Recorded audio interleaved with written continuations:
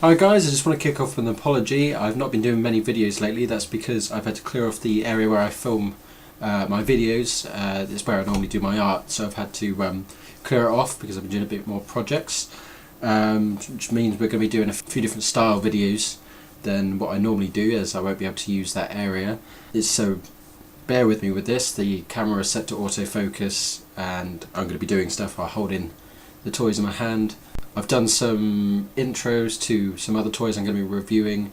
I haven't decided yet if I'm going to continue using them the way they are, because there'll be a bit of a continuity error as I filmed them quite a while ago. I've still got the Goblin King and Bolg and Gandalf and some other Hobbit figures to go. Really like to get around to reviewing them because they are really nice figures.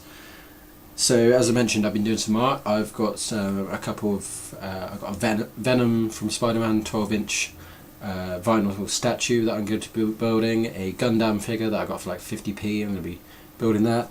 And the other thing, as I mentioned in one of my other videos, my last one, is that I was going to be repainting my Teenage Mutant Ninja Turtles, which I have done. Here is Michelangelo. Hopefully you can see what I've done there with some change and some washes. I'll be going into detail in another video, sort of a dedicated video, so I can show you what I've done. I've also got some questions for you if you know how to paint these weapons, because they do not like paint. But like I said, we'll get into another video. So, the toy we'll be looking at today is The Hobbit. One of my favourite lines, although they've ticked me off lately. This is in the UK, this is the Amazon exclusive. This is the only way you can get Bilbo invisible. To be honest, I wasn't planning on getting the invisible figure, but when I collected all the others, I thought I might as well get completist on this. I picked it up for about £5. I'm going to be taking this one out of the package if there's another one. I think around Christmas they were down to about £2. So if there is another price drop to something like that, I'll probably pick up another one just to keep in the packaging, which is another thing I don't normally do. But you know, Amazon exclusive might be worth holding on to, mint in package. But anyway, so yeah, we're going to have a look at this today. Packaging is the normal clamshell packaging for The Hobbit. Worried this was going to happen. Like I said, the focus doesn't like to do it. It almost gets there and then goes out of focus. But yeah, as you can see, it's actually the same figure as the regular release. It comes with the same accessories. You've got Sting, you've got a canteen there, which I actually at first thought was a pair of binoculars, and he's got a bag of some kind. I don't display them with the bags because the ropes are they sort of stick out too much on the figure. But anyway, the usual stuff. Now the bit I was a bit disappointed by, which I'll get to in a minute, is the picture that they used here and on Amazon's listing is actually of the 6-inch figure, and I was under the impression that the detail on the figure would be a lot better. I kind of assumed that the paint was a bit sloppy on the coloured version and took away the details of Martin Freeman's face. It turns out the mould actually isn't that great for the 3.75 figure. The 6-inch figure just looks great, and so that's a shame. But anyway, let's have a look. I feel absolutely ridiculous, by the way, reviewing an invisible figure, but here we are. Something just flew off of him. Okay, so here he is. Yeah, well, take points away because he's definitely not invisible, but in this light, definitely hard to see. I immediately regret doing this. Yeah, so I think the best I can do is just describe this to you. He's the same as focus, please, thank you. He's the same as the regular Bilbo.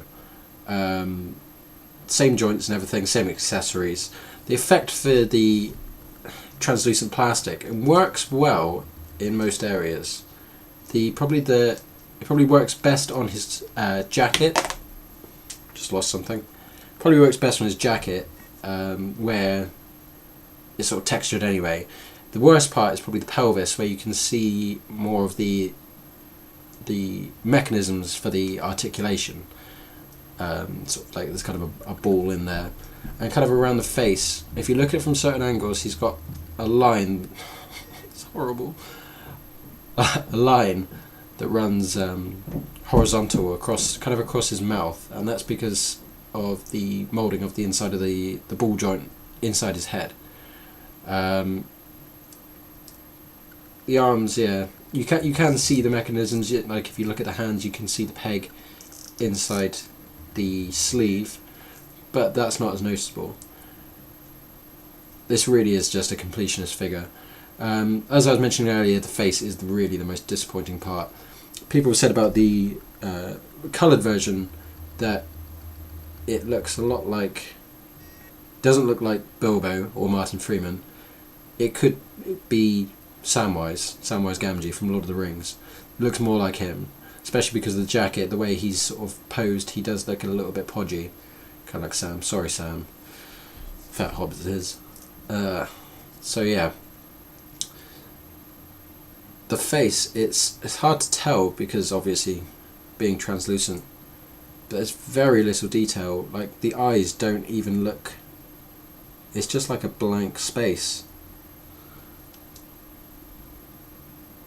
And the lips are quite full, which you can see on, you probably can't see like this, you can see it on the regular release, which I thought that was maybe the paint was a little bit too thick and it sort of destroyed some of the details. But anyway, here we are. So that's Bilbo, Invisible Bilbo, clearly visible, still very hard to see, only for the completionists, that's a word.